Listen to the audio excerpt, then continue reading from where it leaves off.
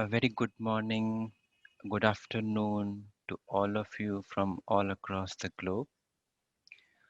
A warm welcome in today's webinar on dealing with powerful emotions, organized by IT wing of Brahma Kumaris. And before we start, let's just take a pause from the mundane. Just sit back, relax yourself,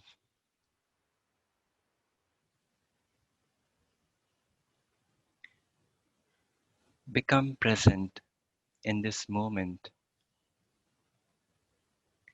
physically, spiritually, emotionally. Just come in this moment and lock your mind for next 90 minutes to absorb the jewels that we will be hearing in the webinar today.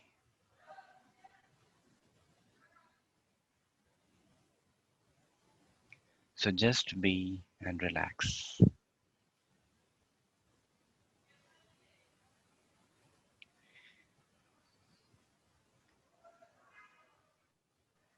So for those who are joining the webinar for the first time and maybe never heard of Brahma Kumaris, which is a patron organization, so just to let you know, Brahma Kumaris is an international spiritual movement dedicated to make this world a better place for everybody through concept of applied spirituality and meditation lifestyle. And as you know, there are different walks of life like medical profession, engineers, jurist, and IT. So IT is one of the service wings of Brahma Kumaris, which is specially working to inculcate and enforce and awaken basically the applied concepts of spirituality. And if you have never come across IT Wing services, please feel free to contact us to do any kind of sessions, workshops, meditation sessions in your organizations if you feel free. And we will let you know shortly towards the end of the session how you can contact us. And we are actively working in Pune, Bangalore, Hyderabad, Chennai, Delhi, and all the major hubs of India and also across the globe.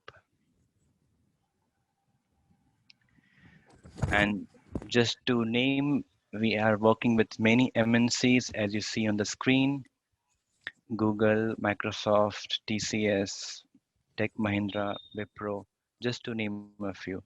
And with our different programs, approximately 50,000 IT professions have been benefited over last couple of years.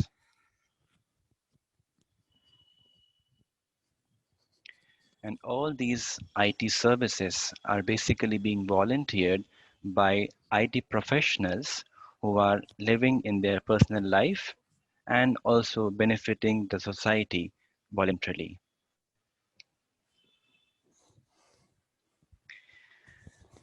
And not to take much time of you all, I welcome here our guest of honor, our dear speaker, Brother Charlie. Welcome, brother. Thank you very much, Chandan. Thank you. As you can see, he is well known for his warmth, humor, and charismatic personality. He is National Coordinator of Brahma Kumaris in Australia and also the Chairman of Board of Directors. And just to let you know how Charlie came in the spiritual path, he had a deep spark within that how can I, as an individual, bring a change in this world?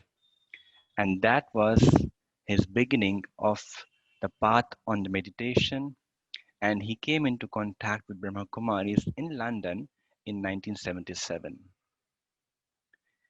And presently, he is directing the services of 40 centers of Brahma Kumaris in Australia, along with 3 retreat centers. And he is our senior meditation resource, a corporate speaker, and a retreat leader. Not only this, to share his wisdom and expertise on meditation, Charlie has traveled across the globe in around 80 countries. So I welcome each one of you once again, and Brother Charlie, hearty welcome in today's session. And as you all know, we are spiritual beings having the human experience, so sometimes emotions take over our physic. So let's hear more from Brother Charlie on today's topic, that is dealing with powerful emotions. And now I open the floor for Charlie Bhai. Thank you so much, brother, for joining.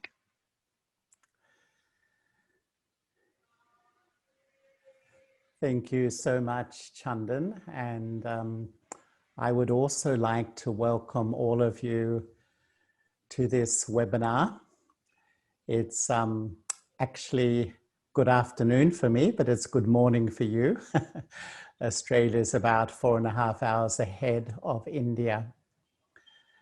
But what I would love to do is to share a few of my thoughts, enjoy some experience of meditation, and then there will be plenty of time for some question and answer. You know, when I meet people these days, I think the first thing that I ask is, how are you traveling? How are you managing these times?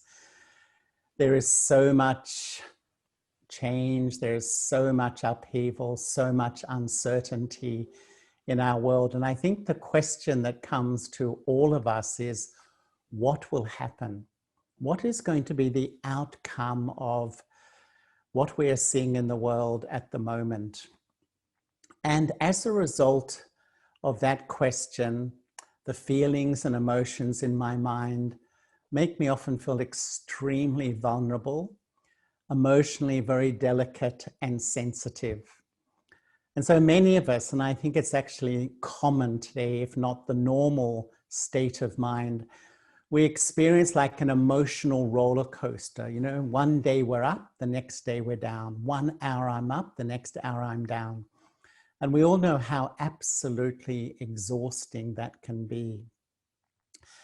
And I think, you know, one of my life experiences, and I'm sure you're all the same, is just how incredibly powerful emotions can be. Many years ago, I was teaching meditation at the main jail in Sydney, and I was invited to this special unit. They had created a unit to encourage the prisoners to behave better. So if they behaved well, they got points and they got privileges. And so they could watch television, they could do things like this. And there was 15 prisoners in this little unit. So I was invited to teach meditation. And when I went along, all 15 prisoners were there, and I was so happy to see that. But then I found out that, you know, they got points for attending meditation. So it was in their interest to come to the session. But there was one man there who spoke very passionately, and he was very articulate, expressed himself very well, a very big man. And he said, I have an uncontrollable temper. I lose control of my emotions completely. And the result of that is that I've killed a few people. He was in so much regret about what has happened. And perhaps our emotions aren't really that strong, but we all have these very powerful, there's like waves of feeling wash through my mind, and even physiologically we feel it. Some emotions, I would say, are very explosive. They're very visible to everyone. Anger and aggression. But the majority of our emotions are implosive. They are not visible. Emotions such as fear and hurt and grief and depression. And even though they're not visible, I would say they are equally as powerful as, like the emotion of anger. And when we think of emotion, most of us probably first think of that emotion of anger. And, anger has a massive effect on my life. All of us listening today, we all know how when I get angry, what effect does it have on my relationships? And I've been a meditator for 45 years with the Brahma Kumaris. And the founder of the Brahma Kumaris used to say that if you just get angry once, people record it. It's like recorded on the hard disk of the memory track. And for the next 6 months or even years, every time you come in front, they sort of think, oh, is he going to get angry once again? So carelessness of my emotions affect my life for months and even years. They have a massive effect. And anger has various levels. The gross anger is the shooting from the mouth, even physical violence. The subtle is more that irritation, that frustration, that annoyance. But I would say refined anger is avoiding somebody.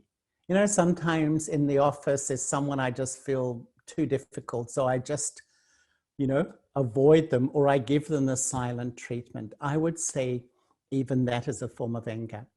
So we all know how much anger has an effect on my relationships. But a lot of research today shows the effect on my health.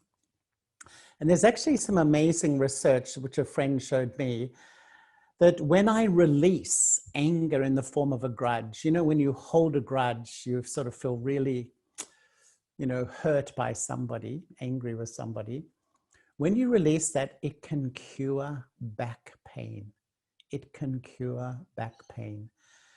And even we know too that when I am regularly angry, what happens is the stress hormones, cortisol and adrenaline, just go through my whole system. Instantly, they go through you. We all know that feeling. And when this happens on a regular basis, two things begin to happen.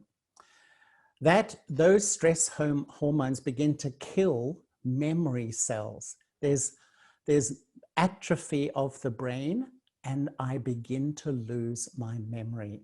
Now, this is long-term regular anger. And secondly, when I'm regularly angry, my blood sugar, my blood pressure goes up, my arteries harden. It has an effect on the health of my heart. And so I would say that, dealing with powerful emotions is not just really dealing with how I feel and treating others. It's actually an investment in my health too. Even the emotion of fear. If someone was to run into the room wherever you are sitting at the moment and say there's a fire in the house or there's a fire in the building, what's the first thing that would happen? Even before you run for the exit door, what is the first thing? Your heart goes boom, boom, boom, boom, boom, boom, boom, boom, boom. Your heart accelerates. If every day you go to work and you have fear of your boss, you have fear that you may fail at a particular project, you have fear that you are not good enough, these sorts of fears, that constant fear is putting pressure on your heart. Your heart is just a little pump. At some point, it will break down. And so we can even say that emotions, there's so much research today that emotions have an incredible effect on even my physiological well-being. So anger, one emotion, affects my relationships, affects my health, and how do I feel? My own experience is that if you get angry at somebody, deep down, how do you feel?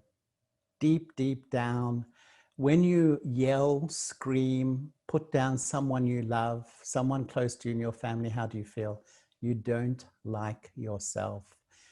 Deep down, it erodes your sense of self-value, which I would say is the most precious thing in our life today. And so, we all have these emotions, every single one of us.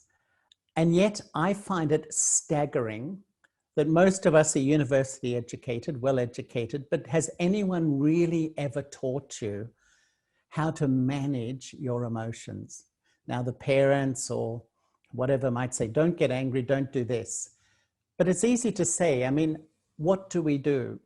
And so because, we have really no strategies and no methods, what do we normally do?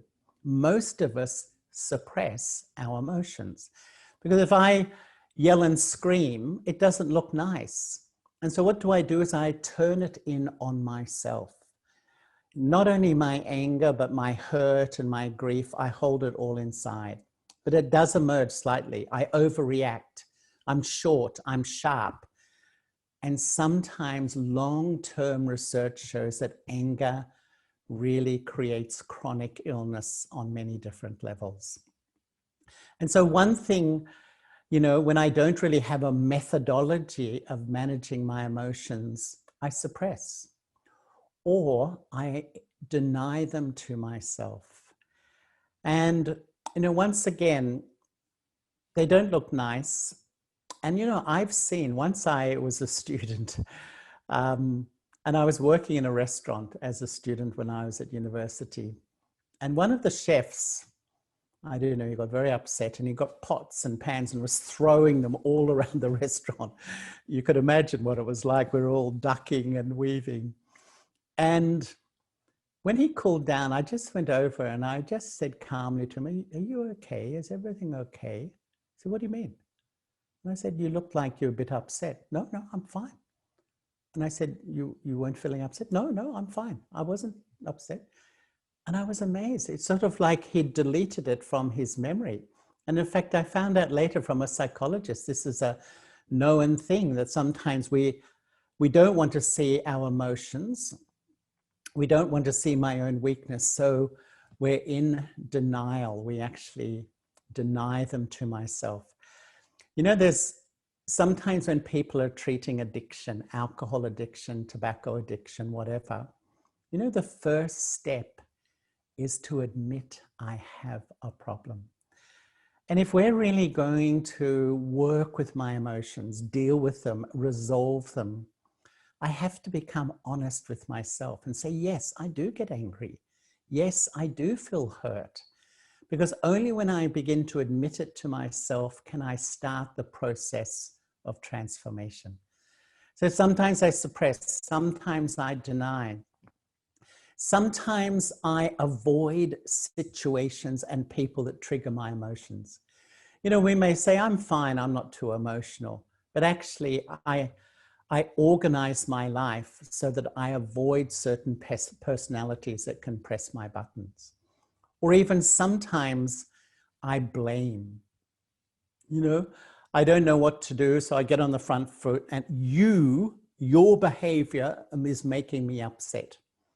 Your behavior is disturbing me. You are making me angry. Actually, no one really can make me angry except for me. Yes, there's no doubt people trigger, but ultimately I have the choice whether I respond. And spiritually, blame is the ultimate ignorance. When I blame, it's like I'm saying, you're so powerful in my life. Unless you change, nothing can change in my life. And so because we haven't really been educated about managing emotions, sometimes we suppress, sometimes we deny, sometimes we avoid, sometimes we blame. And yet I think it's a real relief when we really begin to sit down and say, I'm going to take more responsibility for these emotions and I'm going to work through them. And really, where does all this take place? My thoughts, my feelings, my emotions. they all land in my mind.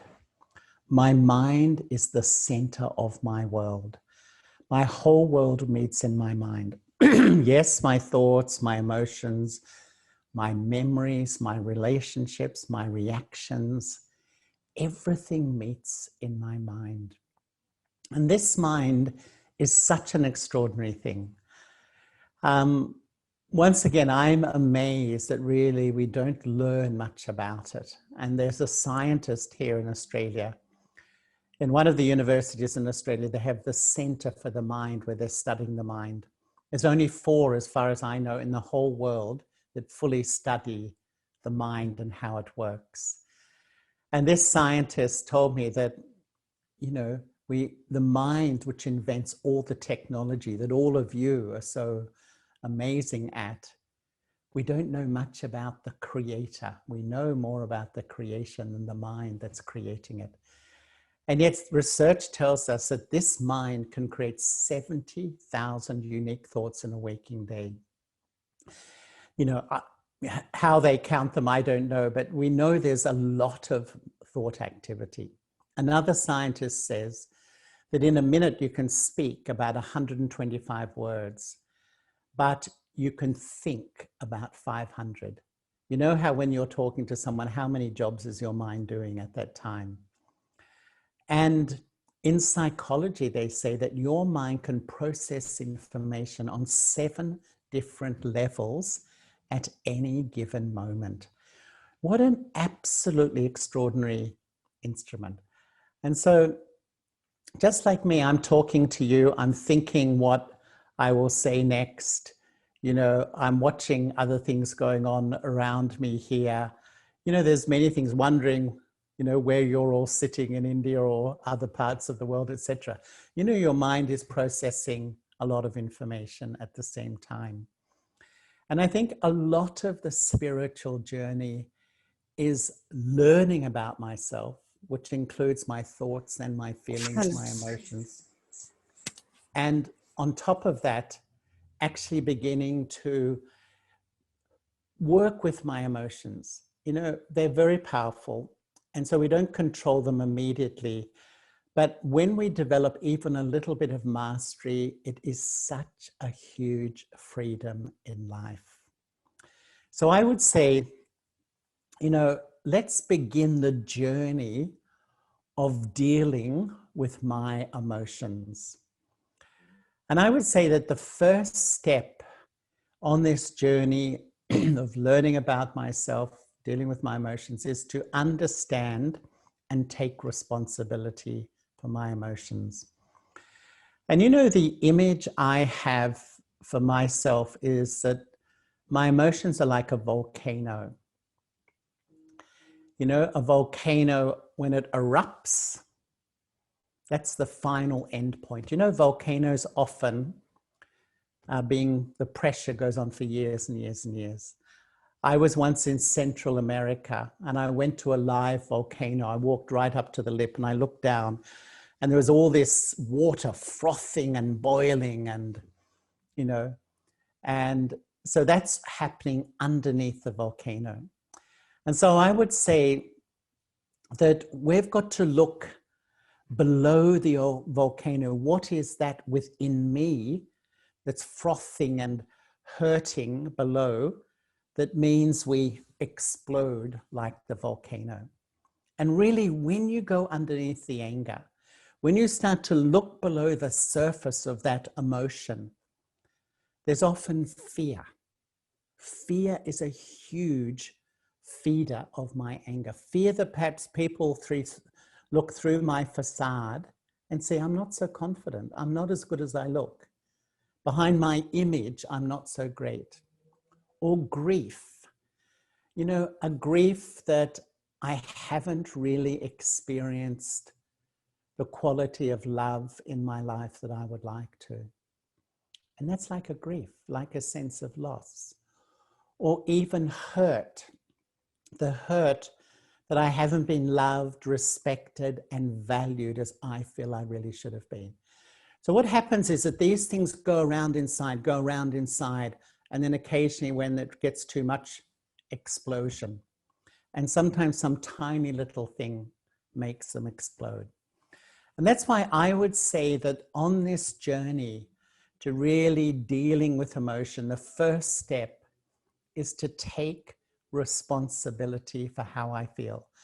I often feel the first law of spirituality is I am responsible for how I feel. And that's where I've got to really sit down and say, yes, I do feel sad sometimes. Yes, I do get angry.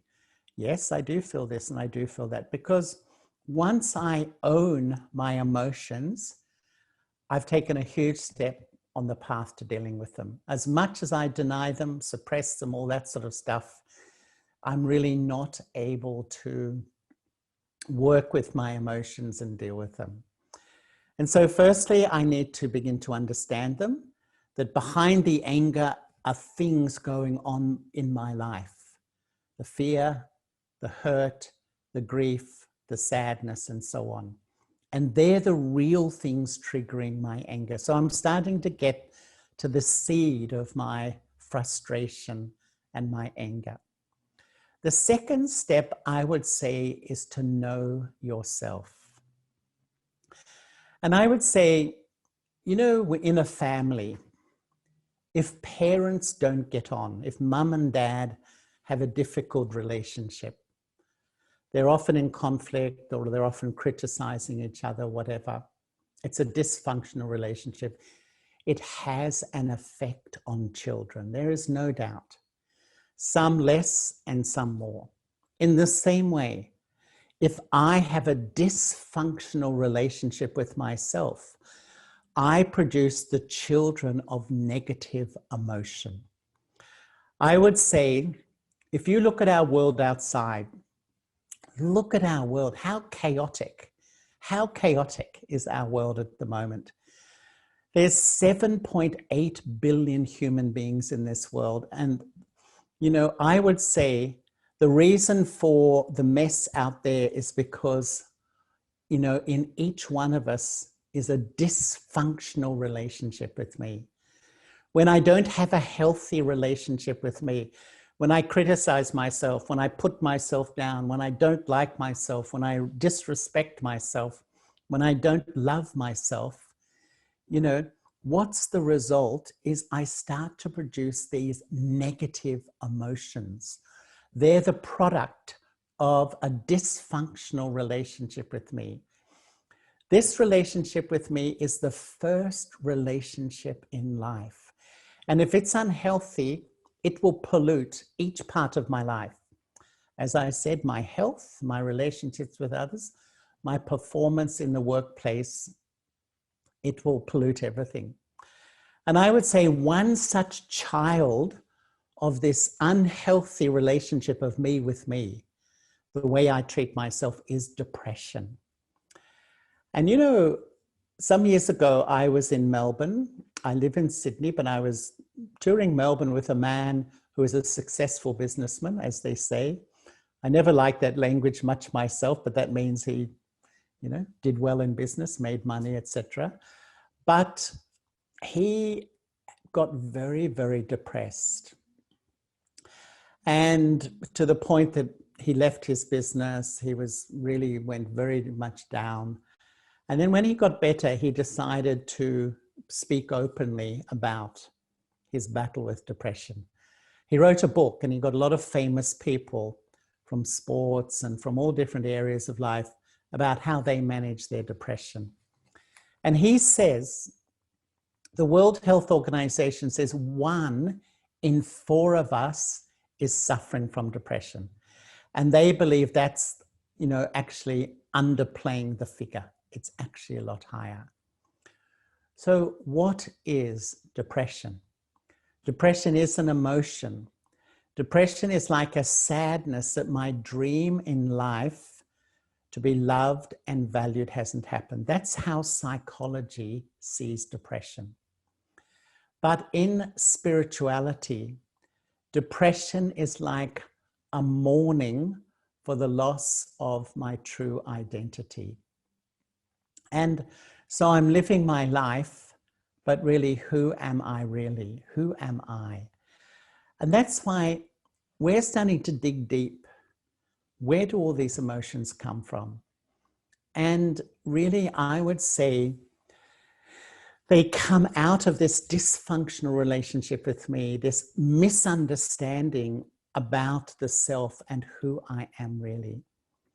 And if I look inside to ask that big question of life, we know so much about the world outside, but who am I? To me, there's like 3 personalities sitting inside of me. 2 of them produce very negative emotions, debilitating emotions. 1 of them starts to heal and starts to create positive feelings such as peace and love and happiness. The first personality I find in all of us at the moment is which comes from really my temporary self, my body. This is my temporary self.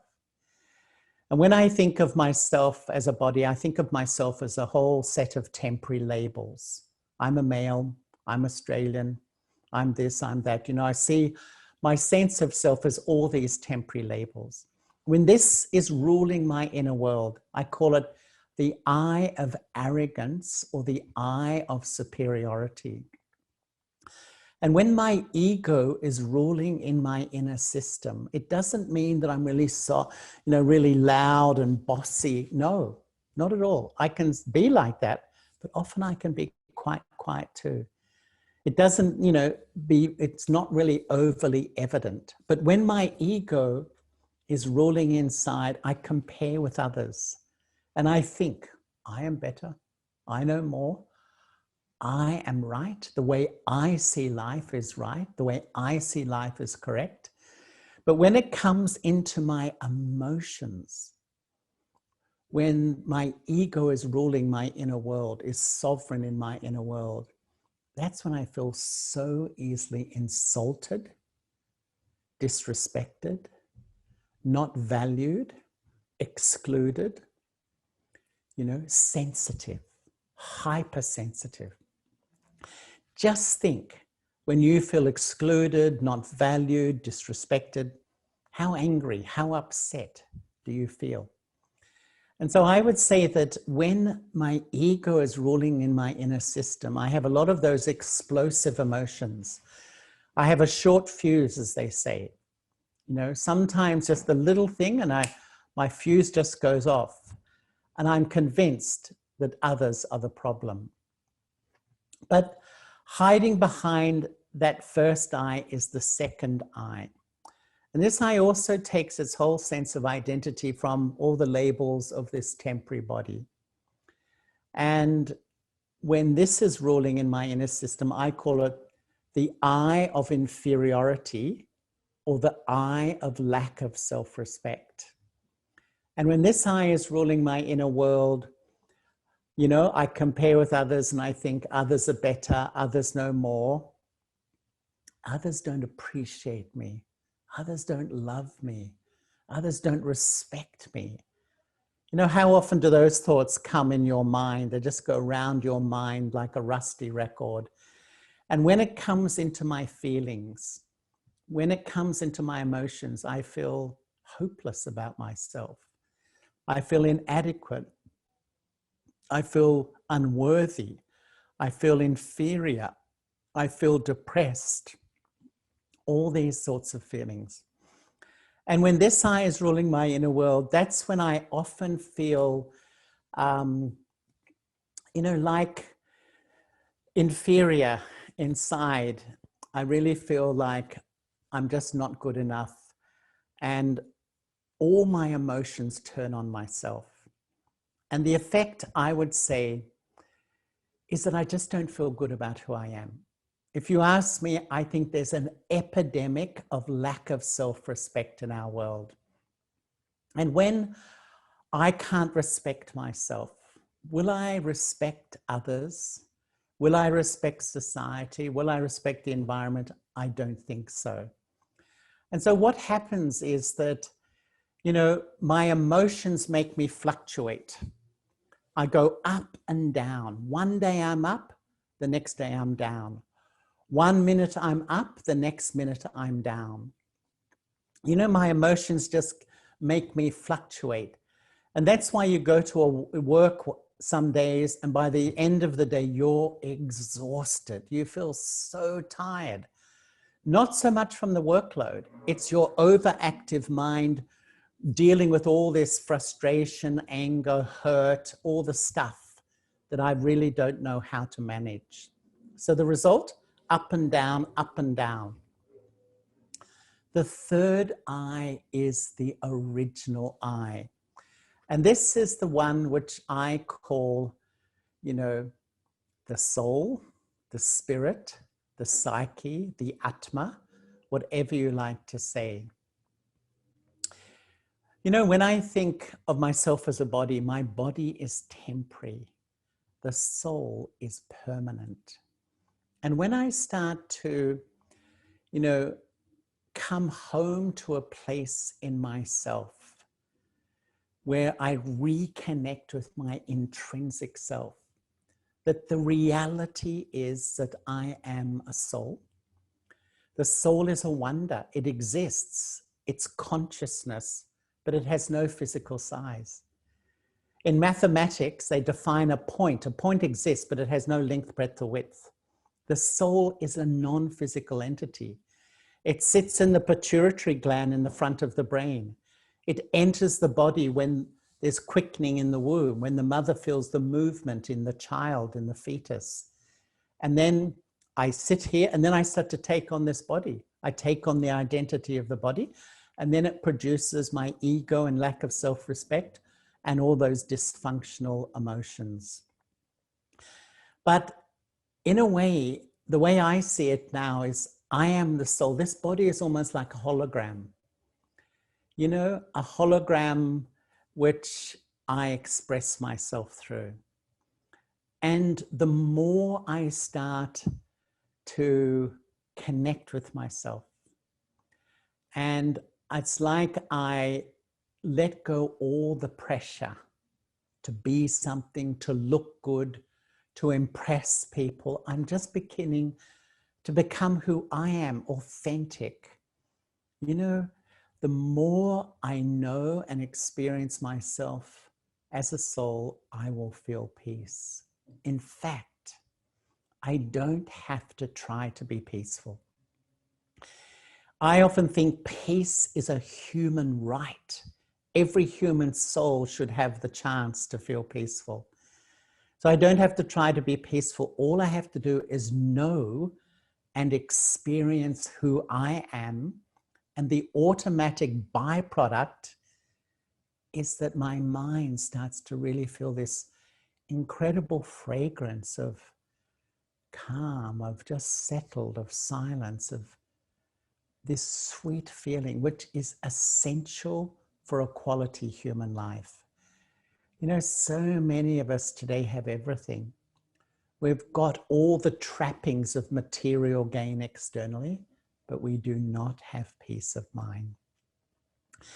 And I find personally that on this journey to dealing with emotions, do I battle with my anger? Do I fight with my anger? Or do I just re-emerge peace? Actually, all I have to do is re-emerge peace. And when I begin to meditate, what do I do when I meditate? We don't need to chant a mantra. Excuse my throat. We don't need to chant a mantra. All I do is I sit down and I start to really contemplate, and I transform the knowing into the experiencing. I transform the knowledge that I'm this tiny point here.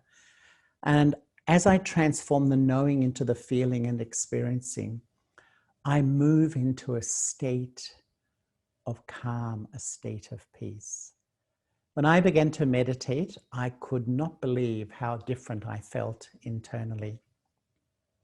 And when your mind is feeling this sweet feeling here, it radiates to the cells of your body. It's quite frankly the best investment in your health you can make. Not only that, you radiate this vibration to others. Others feel more calm with you, more easy with you. And in fact, it's such an investment in quality of life. But, you know, a lot of us want this peace. Of course, it's a part of the human condition. But many times we wonder why our emotions so strong sometimes. And sometimes in a second, they just whoosh, they hit me so heavily. Hurt, sadness, anger, fear, instant effect. And it just takes me over. And it's like I bow down and I say, oh, emotion, you're all powerful. You are much more powerful than me. Because when I start to go deeply into the idea of who I am, that I am a soul. And in fact, this is an overname for three aspects of consciousness. The mind, firstly, the intellect, secondly, and the subconscious. So the mind receives all the information through the senses. What you see, what you hear, what you taste, what you feel is thrown up on the screen of the mind. Just imagine you're looking at your screen on your computer. Just imagine all the data from the sense organs is thrown up on the screen. The intellect is like watching that data and making sense of that data. And when the intellect makes sense of the data from the senses in the mind, on the screen of the mind, it acts. You make a decision. And then once you make a decision and you do something, every action leaves an impression on your subconscious. It creates the sanskara, which you know that word well, which is like an impression or an experience or an emotion which is recorded in your memory track. And so, who are you? In fact, you know, emotions are like little windows that are all, you know, they're like little windows into your past. They're like little packages of information stored in your memory track. And so, you know, in your past, maybe you felt rejected by somebody. You felt you haven't been loved or respected. And so sometimes at work, someone just says a little comment. Oh, I don't like the way you did that. Nothing much, but it hits my old impression from the past. It like opens that little package of rejection, of hurt. It floods into my mind. So I exaggerate that 100-fold. Oh, I think my world's falling apart. How could they speak to me like this? This is shocking. And I blame you.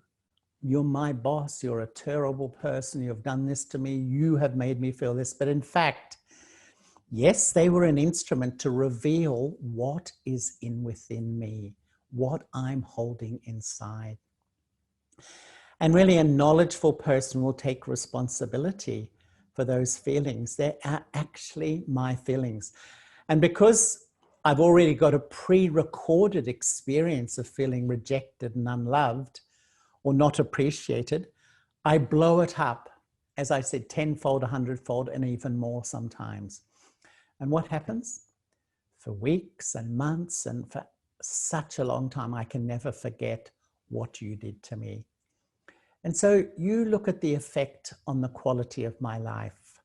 And this is why, first, I have to take responsibility. They are my emotions. Second, I have to sow the seed of truth as to who I am.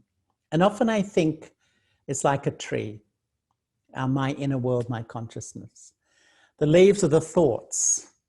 The twigs and branches are like my emotional patterns, you know, things like that. But the trunk is like my sense of identity.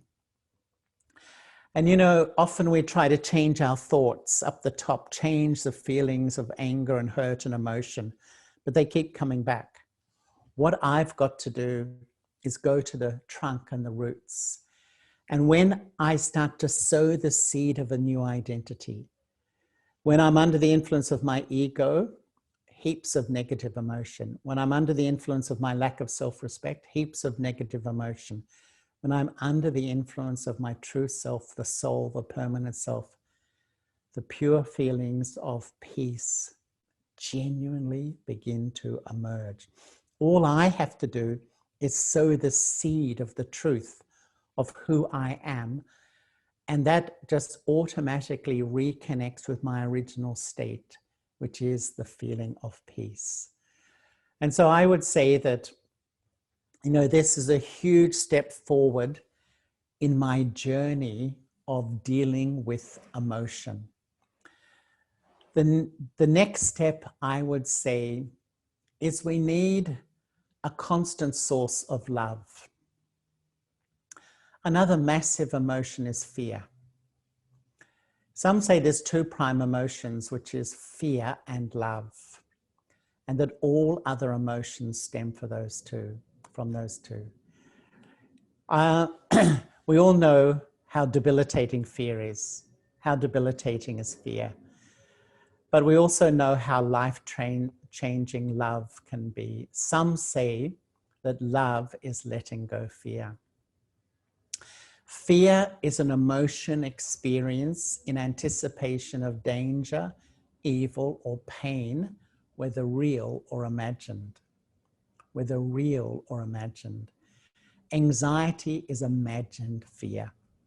And today, how much anxiety is there? People can't sleep, worrying about my job, about my bank account, about my family, about my kids, about, and doesn't stop. And so I don't get proper sleep. That even exacerbates my emotions even more. And so, really to understand fear and love, I've got to really realize that to experience love, I would say, is the most powerful feeling that starts to deal with many of my negative emotions. There are three sources of love in life: from myself, from others, and from God, from the divine. Most of us, not much love coming from me for me. Like I was saying earlier, we're usually hypercritical of the self, so not much love there. God, yeah, we may have faith in God, but I don't think we really feel loved and deeply in relationship. So my one source of love is my family, my friends, whatever. And if there's a conflict, if there's a loss, whatever, it's like my whole world goes into upheaval. What is spirituality? Spirituality is developing a loving relationship with myself as a soul. The more I do that, I know a true and genuine feeling of peace, which I can sustain throughout a working day. I can sustain in my relationships. And secondly, a loving relationship with God or with the divine. And when I experience that, I have a source of love, a source of belonging, a source of connectedness, a source where I really am nurtured deeply, which I would say so much of our emotion comes from not feeling appreciated, respected, loved, belonging, all those sorts of things. One day I feel close to you, the next day not. One day you're nice to me, the next day not. One day you're angry with me, the next day you're loving me. All this sort of stuff. So we feel very confused in our relationships. And this is why really, what do we do when we begin to meditate? We begin to sit down and experience myself as the eternal self, the soul. And it's almost like you learn this art of letting go all the labels, the consciousness of your body. And you feel you're just sitting lightly in your forehead. You're obviously there, but you feel sweetly separate from your body. You realize you're a separate being. And when you really feel lightly here, you look through your third eye. And through your third eye, you can see the divine, a radiant jewel of light, the supreme soul. I'm not meditating on a concept. I'm not meditating on a belief. It's not an intellectual idea. I'm actually connecting to a real living soul. I am a real living soul. You're watching me, but I'm acting through my sense organs. You can see me. This is a real soul, but does not have a body. So to communicate, I let go the consciousness of mind, so I resonate on the same frequency. This I often call like the lover of the soul, a soul that is unlimited in peace, love, happiness, joy, power, etc., mercy, compassion. And so it's almost like I'm plugging in the thread of myself to this unlimited source of pure feelings, of divine feelings. And it's like you're live streaming that back. You know, a lot of people today, if you say, sit down and meditate, they think, oh, I'd love to meditate, but it's too hard. My mind wanders, it goes everywhere. I just can't do it. It's too much. And I can understand that, actually. I think, you know, the idea of sitting down and forcing or coercing myself to try to control my thoughts is too much. Actually, all we have to do is remember. And you know, remembering is the most natural function of consciousness. And each time you remember, three things happen. When you remember someone or something, you connect with it. As soon as you connect, you're influenced. And as soon as you're influenced, you live stream back a feeling into your mind. And so if even while I'm talking now, you connect with a family member and you have a really good relationship with that family member, the instant your thought touches, you remember, you're influenced by that love, you feel very calm and relaxed inside. But if you remember a family member or colleague and you're in conflict, you're not getting on, the instant your mind touches, you feel heavy, you feel upset, you feel hurt, you feel angry, and you download that feeling. And in a way, what are we doing all day? We're remembering, we're connecting with sources that are not very positive often. We're influenced by them and we download them back into my mind. I keep live streaming this negative energy in my mind, and then I wonder why I'm not happy. I wonder why I'm not feeling good. You know what I feel? Whenever I don't feel so good, I have one question to ask myself. What am I remembering? What have I plugged my head into that I'm live streaming back this negative energy inside? Because when I really deeply understand this, I take more responsibility.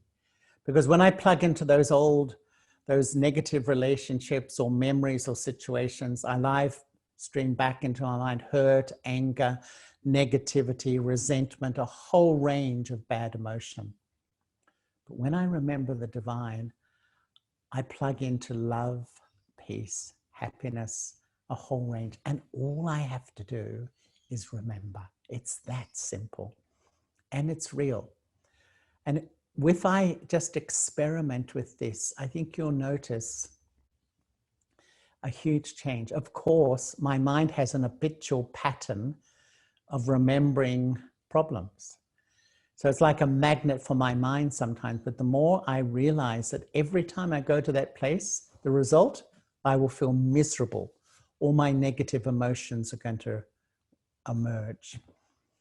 And there's one quite powerful emotion called grief. And you know, often when we have a loss in life, you know, we may lose a job, we may lose a friend, or even a family member may pass away, may die. You know, sometimes how deep is that feeling of grief? So deep. And sadness, a deep, deep sadness comes inside. And there was a wonderful American woman, she's a psychiatrist, Elizabeth Kubler-Ross, and she often used to talk to people about this. She said we all have this deep grief inside of us. And when we lose something, it reemerges this wound inside. But you know, she said the original grief is that somewhere we lost true love. We disconnected from true love. And so each time we lose a loved one, we lose a friendship, it opens this wound inside. That is the love of God. And I really find that simply, if I re-establish my relationship with myself as a soul, I will know the feeling of true peace. I actually don't have to fight my anger. Once I emerge true peace, my anger will have less and less power over me. And when I start to develop the connection with the divine, I don't have to be overly religious or anything. It's just a natural remembrance. When I develop that connection, I start to feel a constant source of love in my life. That's why I often call the lover of the soul, a permanent relationship. No relationship is permanent. And this is why, that's the great dilemma of life. We invest our heart in relationships with our family, with our friends, with our partners, with our children. But no relationship is permanent. We build up so much fear and insecurity that these relationships will go. But this relationship with the divine is permanent. And once I have a relationship with my permanent self, relationship with the permanent divine being, and it's a real relationship, not just a belief, not just faith, not just a devotional thing, it's a real relationship. Once that's there, it's almost like I've got a platform to re-emerge positive emotions within myself.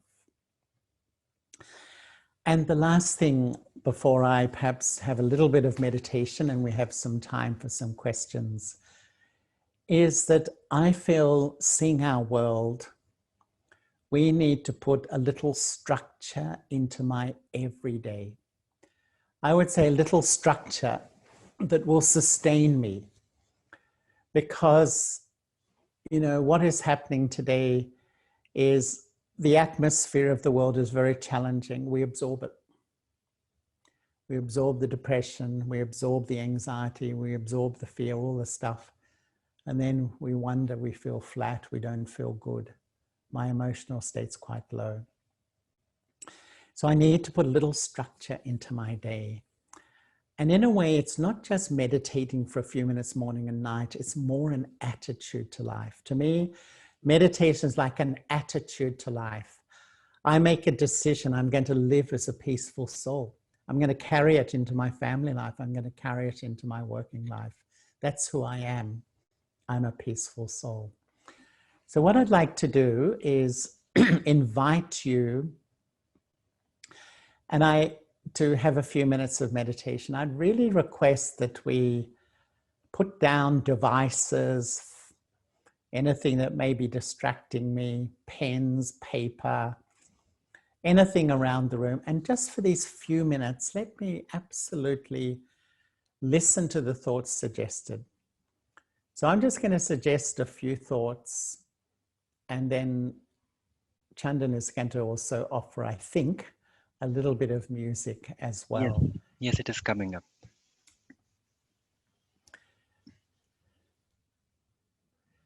So can I suggest for everybody just to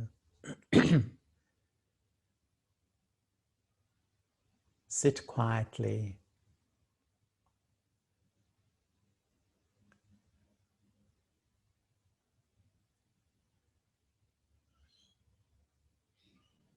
and with gentle determination, just follow the thoughts suggested.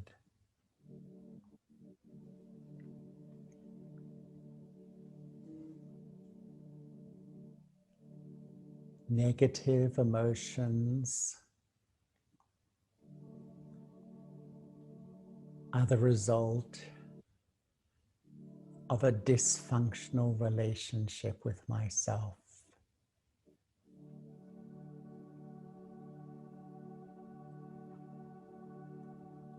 The first step of meditation is to develop a relationship with my permanent self.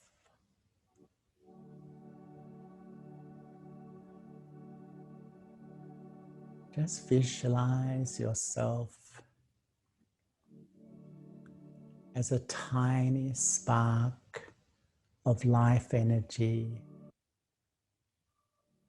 residing in the center of the forehead, in the front of the brain.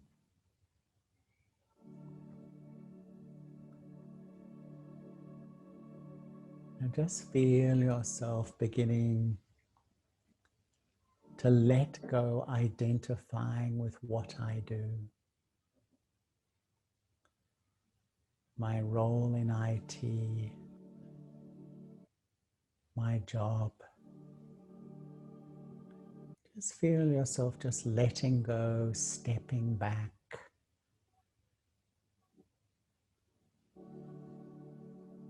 and withdrawing.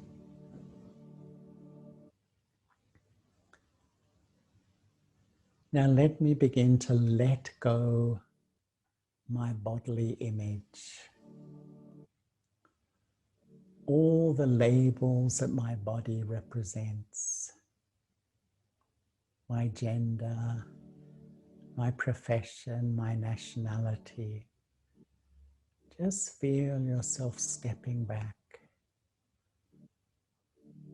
Almost observe yourself quite separate from your body, sitting so lightly in the forehead. I am a peaceful soul. Just feel yourself sitting so lightly in the forehead.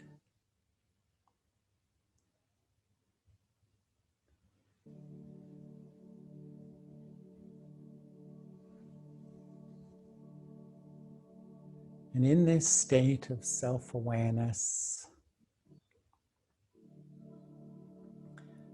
let me visualize the image on the screen, the form of the divine, the radiant jewel of light.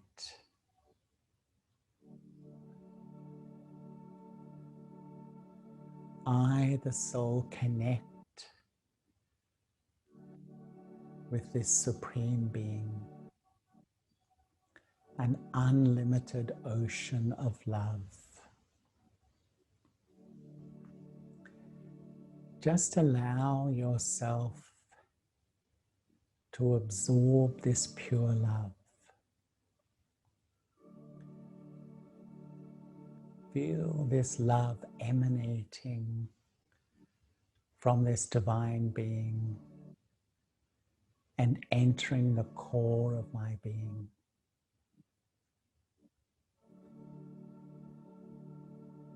Just feel yourself calming down, all your emotions being soothed.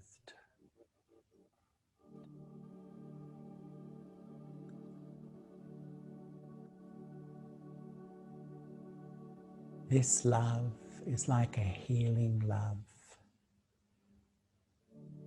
So many of my raw emotions have less power over me.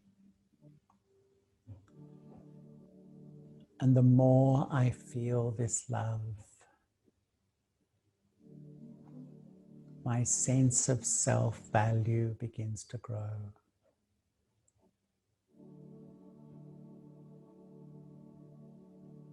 My self-respect begins to grow.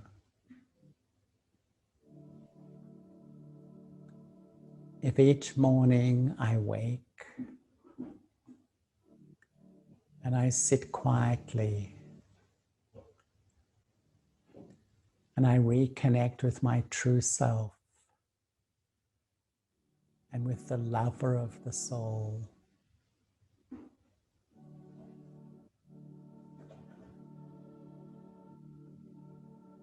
I start to rebuild positive emotions in myself. and my negative emotions have less and less influence over me.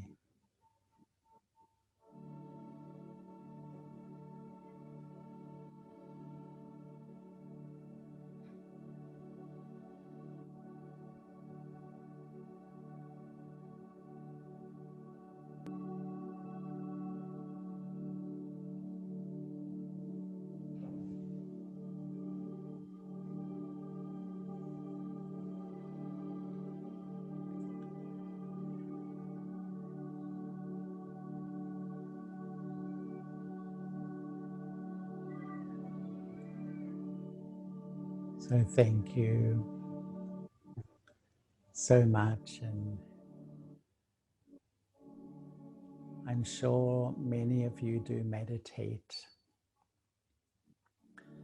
but my experience of I've been a daily meditator for many years, over 40 years, and I find that when you become regular, not just when you meditate, but you carry the feelings of peace into your life, those feelings of love and connection, it really enhances the quality of life.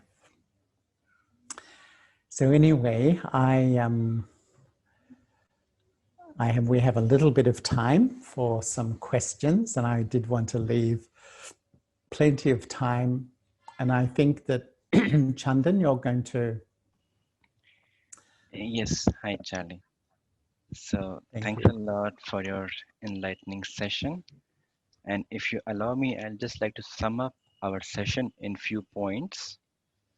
Sure. So there was many points, but what I have highlighted, I will just sum up. So as you said, to start the journey for dealing with emotions, first thing is I have to take the responsibility of how I feel, how or what is within me that explodes my emotion. Second is I have to know my own self. And if I have a dysfunctional relationship with my own self, then this will lead to negative emotions in form of depression, in form of anxiety, in form of fear. Third, I have to have a source of love. And you very beautifully said and defined spirituality, that is developing a loving relationship of a self as a soul with my own self and the divine.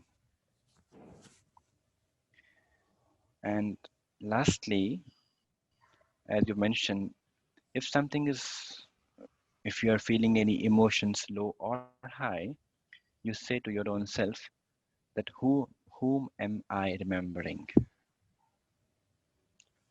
So there were many thoughts, very nicely you put it up together, how to not exactly dealing with the emotions, but how to manage it, how to accept it, and then how to create. And lastly, as you mentioned towards the end, that yes, we have to find some time in our daily routine to take care of my well-being with attitude of meditation. So thanks for your lovely enlightening session on emotions. Now before I start for the Q&A, I will just ask your permission for 2-3 minutes to make some important announcements. Is it okay? Okay, sure. Yeah. So I'll be sharing my screen 1 minute.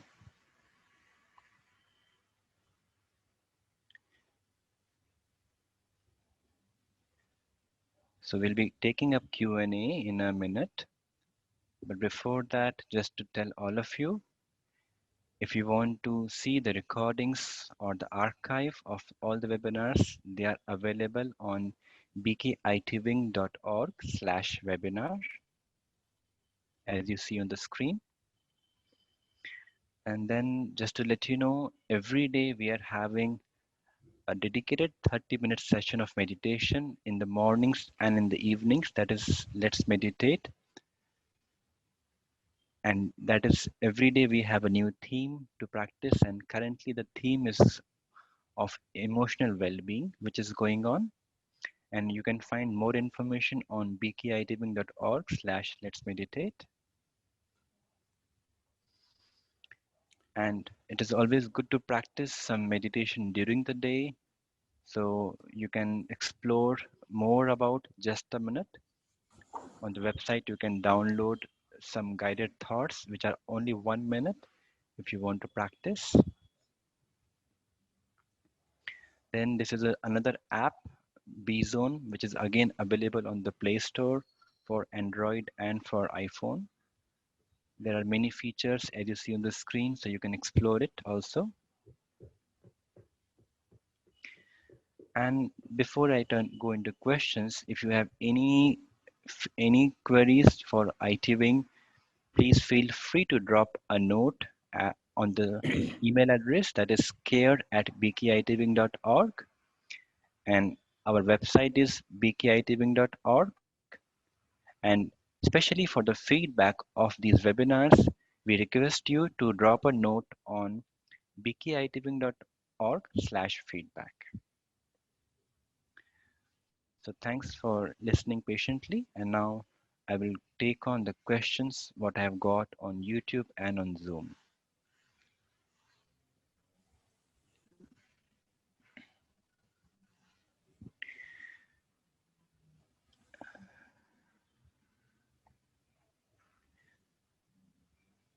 So first question, Charlie, it is about how can I control my thoughts?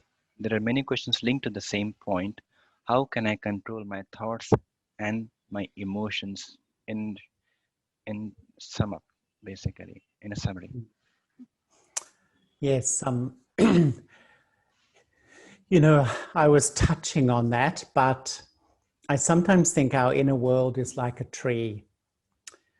And all the leaves, you know, sometimes a huge tree has millions of leaves, and they're all my thoughts and my thought patterns.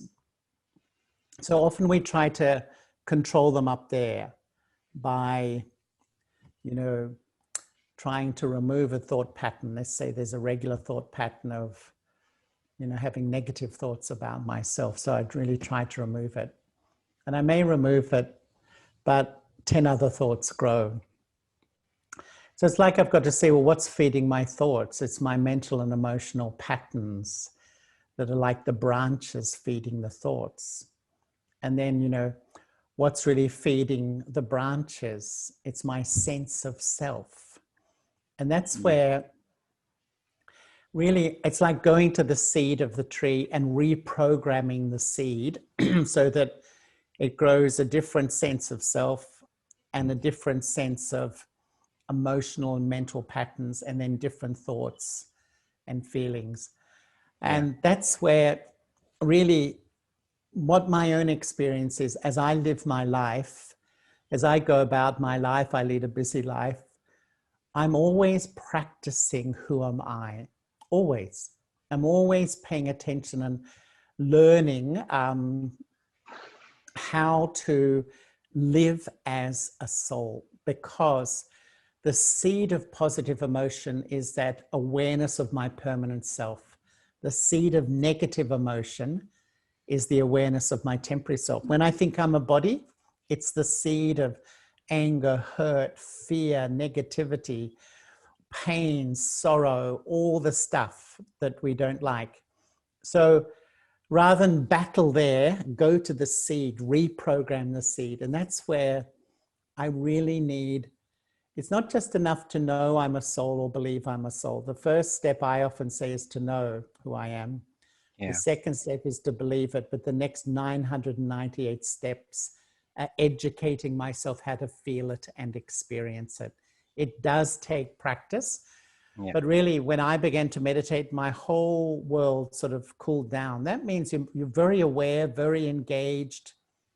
You don't become slow, but you just feel calmer inside. Yeah. Thank you. I think you also brought this analogy during the session of the tree, the trunk and the roots and thoughts and emotions as the leaves.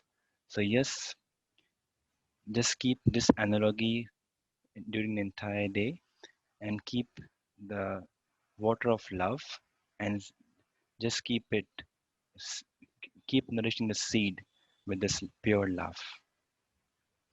So next question.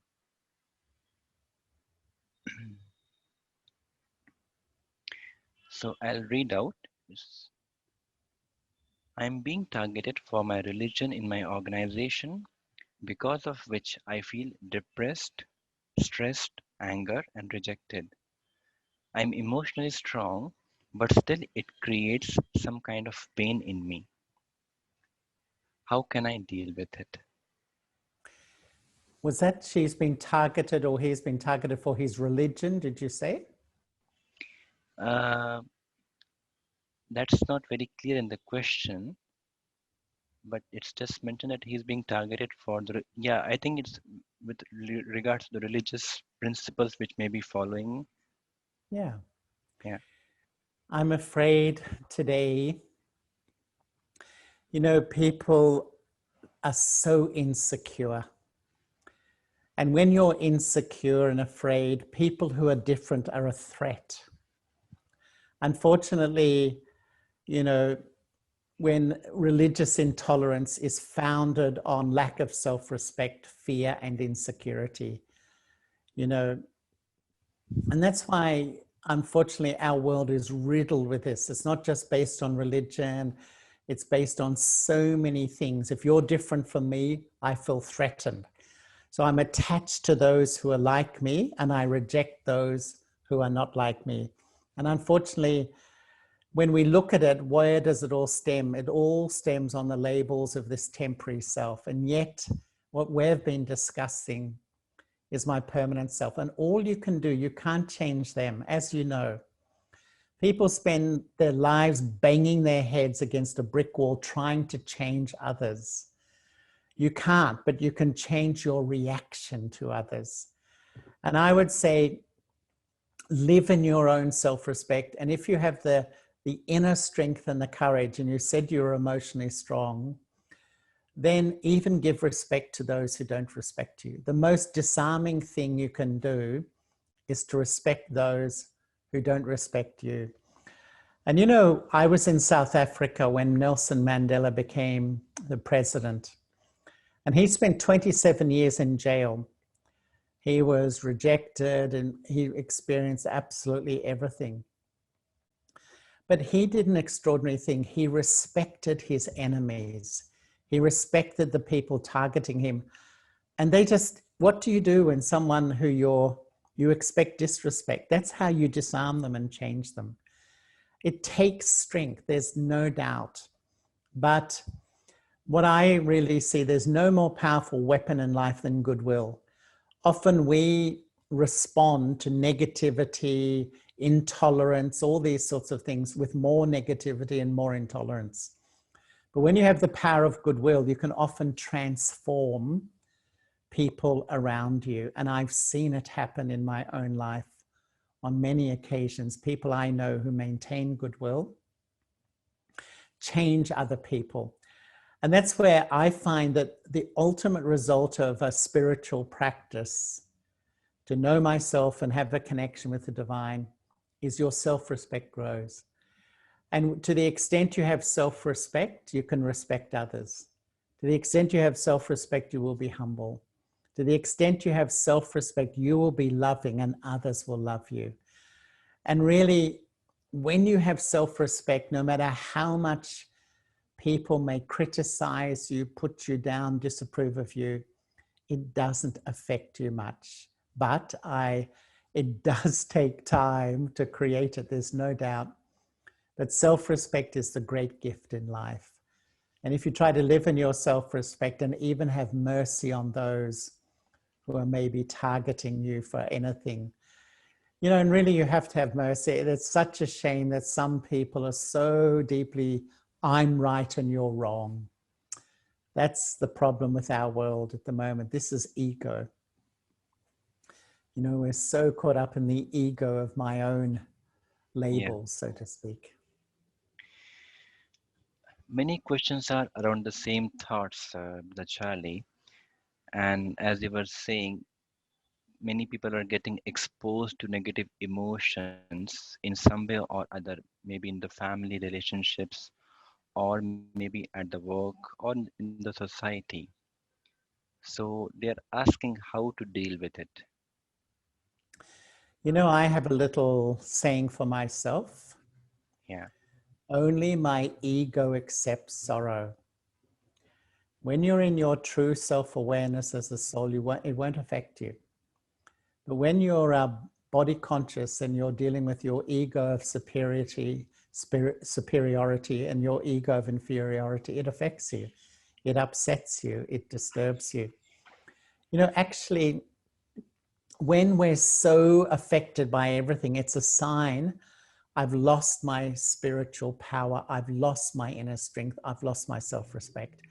And that's true. today, unfortunately, everything affects us so easily. Even tiny things, we're so sensitive. But actually, that's me. It is me. There's no doubt people behave badly. There's no doubt people are rude. There's no doubt about all of that. But what can I do about them? All I can do is protect myself. And when I'm body conscious and my ego is ruling, then it affects me. And that's where this whole internal journey of healing myself, I really, it's my experience in life. I feel far less influenced by what's happening outside of me. And that's a freedom. It's a real freedom when I can do that. Yeah, true, Charlie. Boils down to the same thing, to take care of your own self, to know yourself firstly, and then only I can take care of it. And maybe last few questions. Sometimes people use anger to succeed. They will disrespect you so that you can grow, so that they can grow in organization. So how can you deal with it? Yeah. You know, in the long term, does that strategy really work? It doesn't really, because not all the time, but the majority of people can see. And when people are using anger and ego to get their way, they lose the respect of everyone around them. Yeah, they may get along for a little while, but often it's self-destructive, I would say. And I think that we have to live in my self-respect. And really, if people behave like that, I shouldn't resort to the same behavior. I have to live in my self-respect and live according to my values. Because when I live according to my truth, I feel good about who I am. If I compromise my truth, I get caught up in ego battles with people who want my position or want this and that. I can say my piece, but with humility, with love and respect. I don't think it's ever an excuse to lose my cool and criticize, defame, or get angry with others. I don't see in the long term it ever works. Some people try to use it, but I can tell you deep down, no one likes them. And, you know, one person, one friend of mine, he's a palliative care physician. In other words, he works with people who are dying. Yeah, And he often says to me, when people are dying, there's two things on their mind. What sort of person was I? And how did I treat other people? That's my real account of life. They don't think, oh, I rose up the corporate ladder and I had a good position. Never. What you really feel are the really important things in life. So if you live according to being a good human being and treating people well, it's a good life. If you've stood over people and stomped on them to get to the top, you won't ever be content and others won't be content with you. So you'll die not a very fulfilled human being. And often we're so ambitious because I lack self-respect. So I Yeah. want my role, my title, my position to make me feel good about who I am, you know? And unfortunately, that's what so many people do today. They want a leadership role. They want the big title because we lack self-respect. I can't give it to me. So I think this will make me feel better about who I am. It's like a short-term goal. Very short term. It's all temporary. Yeah, Absolutely. Yeah. yeah, I agree. Uh, I hope that was helpful for the person who asked the question. Maybe the next and the last question for today is emotion triggers are from the past, other people, or situations. So, how to become influence proof of those emotions? You know, really, we have to create a practice of sustaining myself. And, you know, that's what I've done in my life. As I said, you know, 45 years actually, I haven't missed a day of meditation. And what happens is, you know, meditation, it's not that you just go like this. No, it's a bit of a learning curve, but you slowly strengthen yourself. You become resilient to so much stuff that's going on in life. And that's where, you know, you can treat a spiritual practice like a hobby. You know, you tune into a webinar like this. Once every so often you like it, but once it's over, you know, you may remember a couple of things. You can do meditation like a discipline, like exercise. But what I find is that people meditate, and then as soon as they stop meditating, they revert to their old thinking, their old attitudes, and their old emotions. But when it becomes a lifestyle, when you really, in a sense, put a little structure in your everyday to sustain yourself. And when a negative emotion comes, I learn to reflect on it, learn from it, and change. So I'm growing, learning, developing, improving myself. Really, that is a beautiful life. It is really a beautiful life, and a life where I will feel satisfied. And I feel, along with my responsibility to my family, along with my responsibility to my work, actually my first responsibility is to myself. No one else is really going to care for my spiritual stage. I have to do something and really become regular in this, and it will not only change you, but your face, your eyes, your vibrations, your personality will really uplift those around you too. And that's the power of spirituality. I agree, Charlie. Very true. And just the last question, which is linked with COVID, and I think it's important to address this question, so I'm taking it up. The question is, please guide me how to deal with post-COVID anxiety and panic attacks. You know, I'm going to say that sometimes I'm talking about long-term healing, and that's what spirituality does. But sometimes short-term healing and dealing with some of these things, we do need a little bit of counseling, and that's absolutely fine. There's nothing wrong with that at all. We shouldn't have any sort of sense of shame about that at all. In fact, all of us need a little bit of help at different times.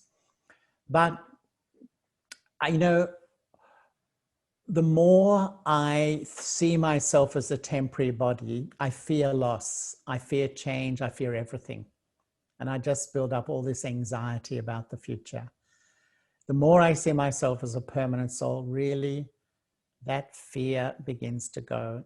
And I would say that, yes, our world is going to change dramatically. There's absolutely no doubt. And that's why really the message from this scene in the world is look after me, look after my inner world, and do something. Because often we turn up at work every day, but we will always often let go my meditation or let go my practice. But really, if you keep your practice going, you will grow and grow and grow in your life. And that's what the message of COVID is. This world is totally unpredictable. No one knows what's going to happen. And unfortunately, the whole world is becoming unstable economically and politically everywhere. What I need to do is become stable within myself. And really, that's what we're talking about here. We are inherently spiritual beings, but we've forgotten it. And we've got very caught up in the superficialities of life, just collecting material things and that sort of thing. They're necessary, but the real object of life is to know myself, experience God, and be a good human being.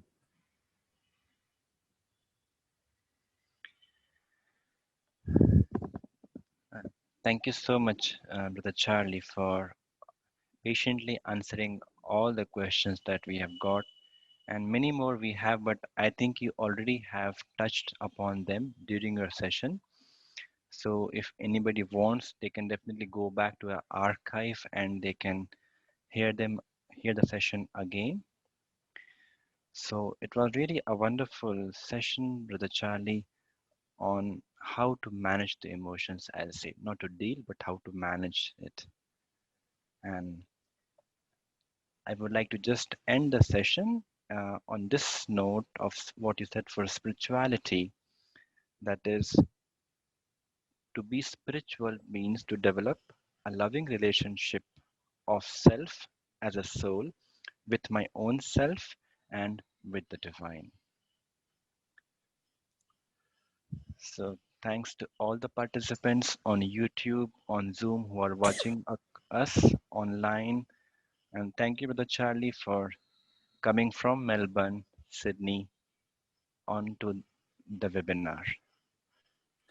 My pleasure, Chandan. Thank you so much for having me. And thank you, Bala, if he's watching. Yeah, Bala actually invited me. So thank you so yeah, much, Bala, also. yeah. Thanks to the entire IT team behind the scene who is helping us to coordinate, to facilitate the session. And thanks to everybody for joining. Have a wonderful day. Greetings of peace. Om Shanti. Om Shanti. Thank you, everyone. Thank you. Goodbye. Thank you.